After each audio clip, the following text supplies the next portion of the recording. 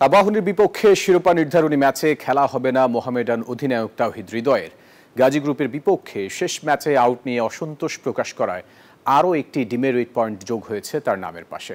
Umpires কমিটির chairman জানালেন, আর appeal করার সুযোগ নেই হৃদয়ের। তাওহিদ হৃদয় ইস্যুতে আবারও উত্তাল দেশের ঘরোয়া ক্রিকেট। গাজী গ্রুপের বিপক্ষে ম্যাচের মাঝে নিজের আউট নিয়ে অসন্তুষ্টি প্রকাশ। নামের পাশে 10,000 টাকা জরিমানার পাশাপাশি আরও একটি ডিমেরিট পয়েন্ট যোগ হয়েছে। সেই চিঠি নিউজ 24-এর হাতে এসেছে।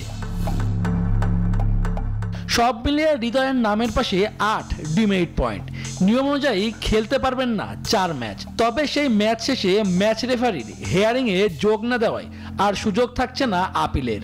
তাওহিদ হৃদয়ের যে আপিল করার সময়টা ছিল, আপনারা যে কোড অফ কন্ডাক্ট আছে, তারা কিন্তু কালকে সে অ্যাপিলে আসেনি, শুনানিতে আসেনি, অ্যাপিলে না শুনানিতে আসেনি।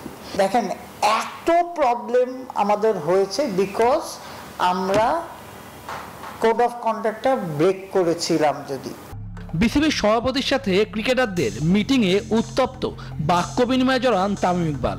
বোর্ড পরিচালকদের হস্তক্ষেপে সেটি মীমাংসা হয়, তবে তার রেশ এখনো চলমান।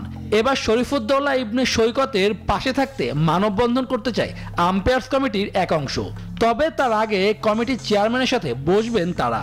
এটা আনওয়ান্টেড সিনারিও হয়ে গেছে। সবাই আমাদের উচিত হচ্ছে একটু ধৈর্যশীল হওয়া। হ্যাঁ, আমরা ভবিষ্যতে যেটা যা হয়েছে হয়ে গেছে, we should leave it behind and look forward. আপাতত ঘরোয়া ম্যাচগুলোতে আর আম্পায়ারিং করতে চান না সৈকত, মৌখিকভাবে জানিয়েছেও বিসিবিকে। তবে সৈকতের অভিমান ভাঙাতে চেষ্টায় আম্পায়ার্স কমিটির চেয়ারম্যান। ও মনক্ষুণ্ণ হয়েছে এইসব সিচুয়েশনে। আমাদের আটমোস্ট অ্যাজ আ আম্পায়ার কমিটির চেয়ারম্যান এবং আমার ডিপার্টমেন্টের আটমোস্ট চেষ্টা হবে যে ওকে রিকোয়েস্ট করবো আমরা যে ও একটা তো আইকন। ক্রিকেট বোর্ডের মধ্যে অস্থিরতায় চাপে বোর্ড পরিচালকরাও। এরই মধ্যে বোর্ডে তৈরি হয়েছে একাধিক গ্রুপও।